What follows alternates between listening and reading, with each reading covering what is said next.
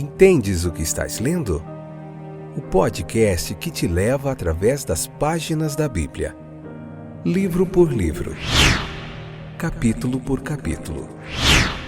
Uma exposição bíblica emocionante. Aperte os cintos e embarque comigo nesta viagem.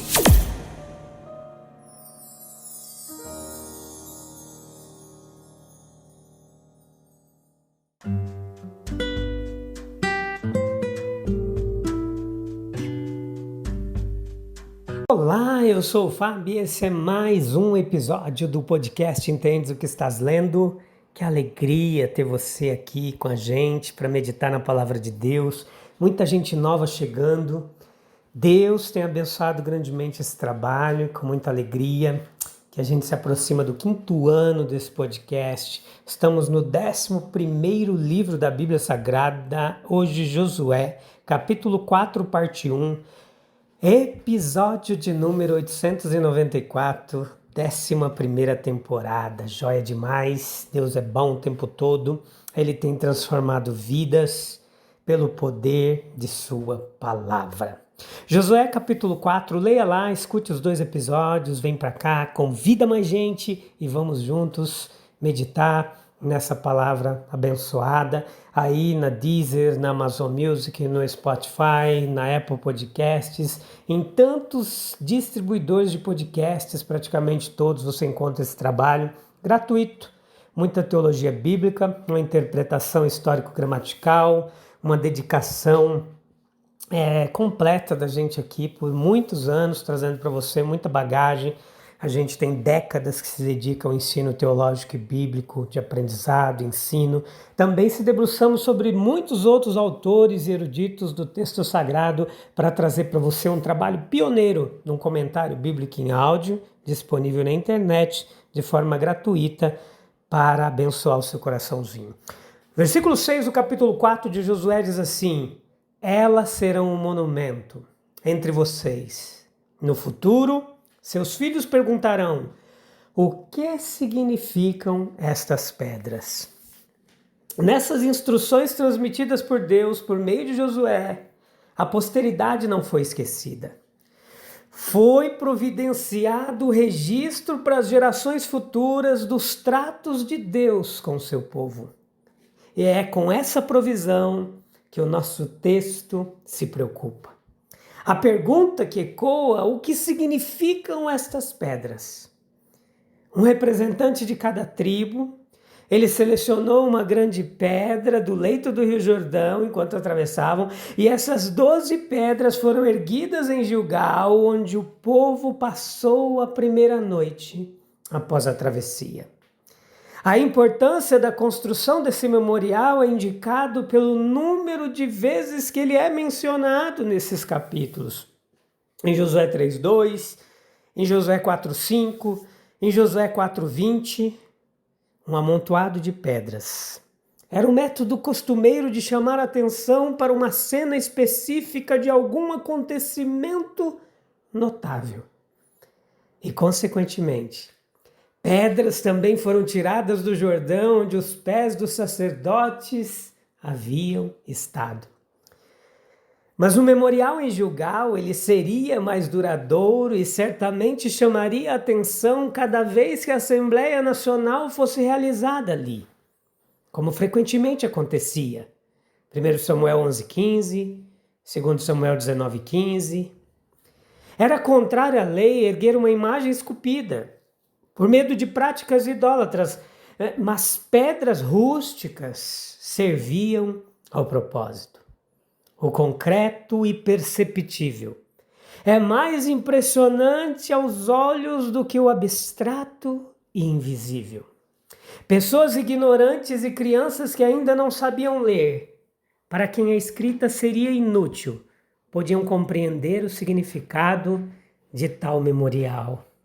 Quem perguntou? É a pergunta das crianças cuja curiosidade foi despertada.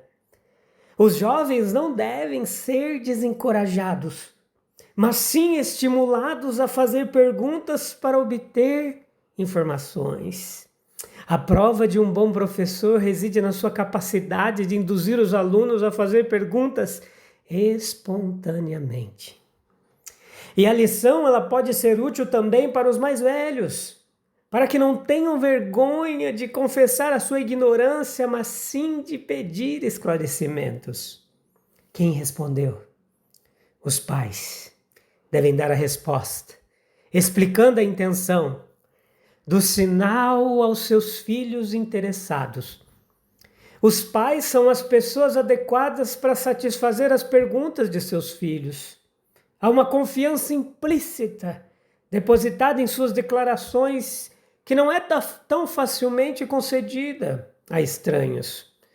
As observações de Josué, elas ilustram a necessidade de os pais se dedicarem à educação de seus filhos. Pode-se considerar suficiente apenas prover alimento, vestuário para o corpo, instrução secular para a mente, permitindo que as faculdades morais e espirituais sejam negligenciadas. A piedade é o melhor aprendizado. Josué sabia disso, pois as impressões mais profundas elas são frequentemente criadas na infância. O barro ele é tão facilmente moldado. A árvore ainda não cresceu teimosamente torta e pode ser endireitada.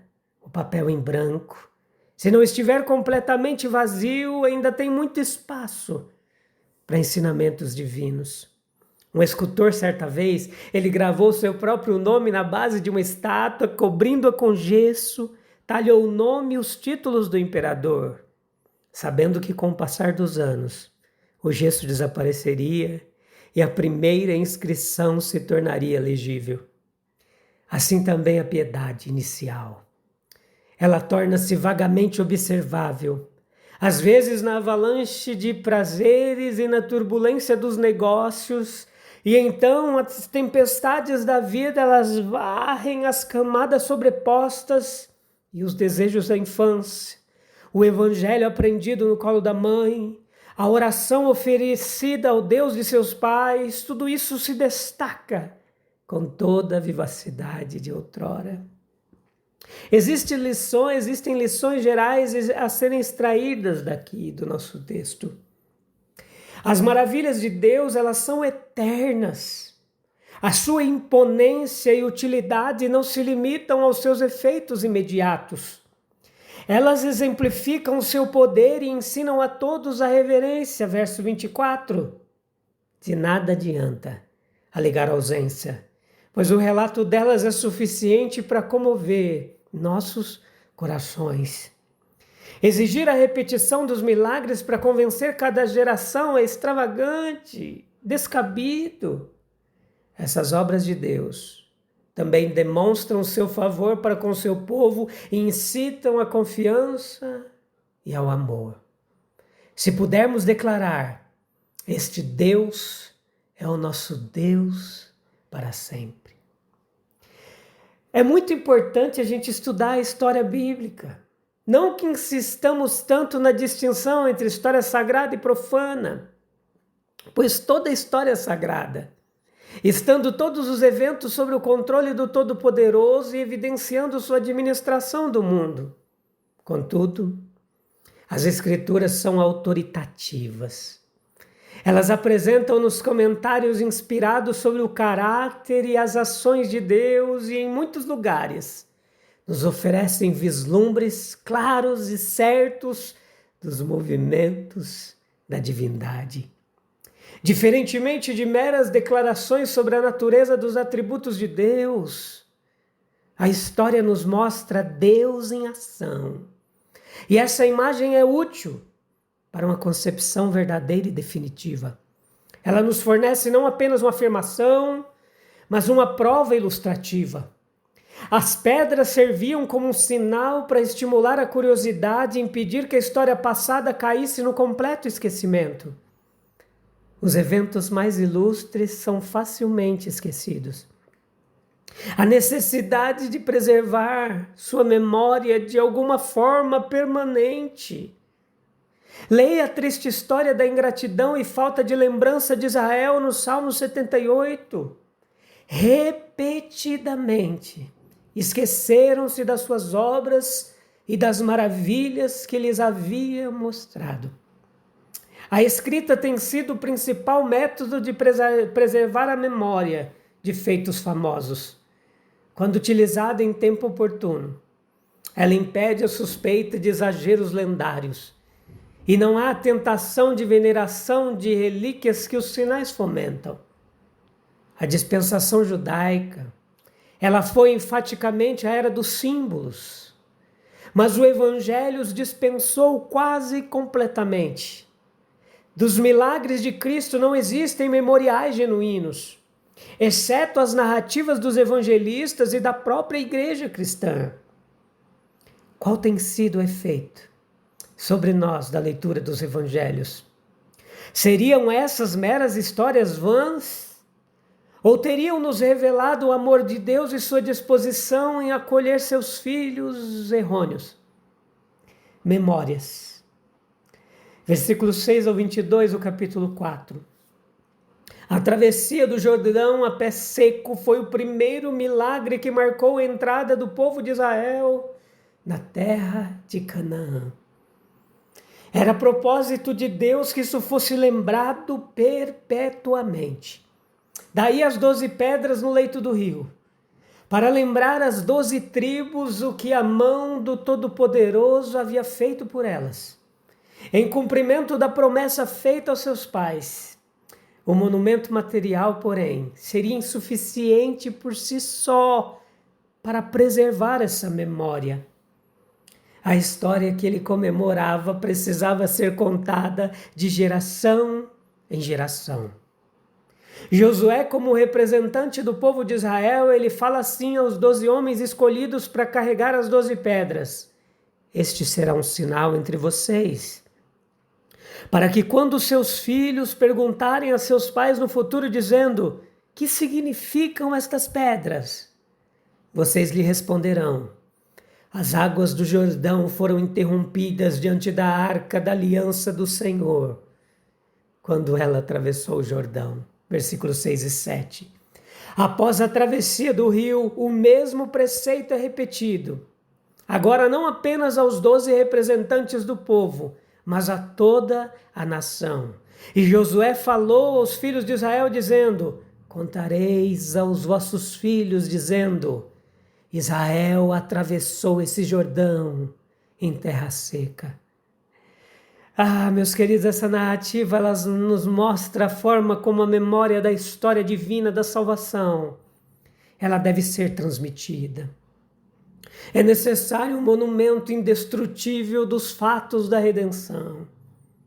As 12 pedras aqui representam essa característica da imutabilidade, pela qual a verdade de Deus é preservada da deturpação. Nós mesmos temos mais de um memorial gravado pela própria mão de Deus na rocha para sempre. Nós temos um livro divino, as Sagradas Escrituras, que preservou para nós os grandes e gloriosos fatos da revelação em sua integridade e pureza. Jamais devemos permitir que esse monumento sagrado seja alterado ou acrescentado. As 12 pedras comemorativas da travessia do Jordão, elas foram colocadas ali pelas mãos daqueles que haviam testemunhado o grande milagre. Os 12 homens que ergueram este monumento marcharam à frente de Israel quando as águas do rio recuaram. E assim também aconteceu com os escritores sagrados do Antigo Testamento. Assim também aconteceu com os apóstolos, os primeiros 12 representantes do novo povo de Deus. O seu testemunho é irrefutável e de autoridade primordial, pois aqueles que ergueram o monumento das Escrituras podem dizer com João: o que vimos e ouvimos, isso vos anunciamos. 1 João 1:1. Nosso primeiro dever, como aqueles que se preocupam com a preservação da verdade de Deus, é a fidelidade a esse testemunho original e sagrado. Separemos cuidadosamente dele tudo que é meramente criação de nossa própria imaginação ou razão. Não basta, porém, preservar a letra das Escrituras intacta e cercá-la com nosso respeito e veneração. Assim como não teria bastado aos filhos de Israel simplesmente proteger das forças destrutivas as 12 pedras da comemoração. Era necessário, além disso, que a história do grande milagre fosse repetida dia após dia, não apenas nas solenidades do altar, mas também no lar. Nenhum outro sacerdócio pode substituir o sacerdócio de cada homem na sua própria casa. Que cada pai cristão conte a seus filhos a história da salvação, extraindo-a da fonte pura das Sagradas Escrituras, e que assim essa história faça parte da herança espiritual, que é o melhor legado para as gerações futuras. Que o altar da lembrança, o livro de Deus, seja erguido no meio da casa. E assim a sagrada tradição será transmitida em toda a sua pureza. Que a história da salvação seja contada pelos lábios do pai e da mãe, familiar à criança desde o berço, e assim preservada em sua pureza, a tradição do Evangelho ela se tornará um elemento de poder vital no coração da raça humana. No fim, meus queridos, tudo volta ao essencial, que é confiar, obedecer e permanecer. Quando nós colocamos os nossos passos na mão de Deus, até os rios que parecem intransponíveis se abrem diante de nós. A fidelidade dele continua sendo maior do que qualquer desafio que apareça na nossa frente. Se Deus já provou seu cuidado tantas vezes, porque ainda nós duvidamos do próximo passo. E se o milagre começar exatamente quando decidimos pisar nas águas pela fé, Deus é poderoso, grande, para abrir o rio Jordão na sua frente, para você passar. Você não enxerga um caminho, dá um passo pela fé, adiante, e o caminho milagrosamente se abrirá e você glorificará o nome do Senhor. Vamos orar? Vamos falar com Deus diante dessa palavra tão preciosa. Senhor, fortalece o nosso coração para confiar. Quando a gente não enxerga o caminho completo diante de nós, dá-nos coragem para dar o primeiro passo, mesmo diante das águas profundas. Que a nossa fé seja maior que o medo e que a tua presença nos conduza em cada travessia da vida. Amém, amém, amém. Que Deus continue abençoando grandemente sua vida. Deus está com você. O mar vai se abrir e vai dar tudo certo, tá bom? Volta no próximo episódio para alimentar seu espírito e sua alma com a poderosa palavra de Deus para ter força para as lutas de cada dia. Um abraço, até breve. Deus abençoe. Tchau, tchau.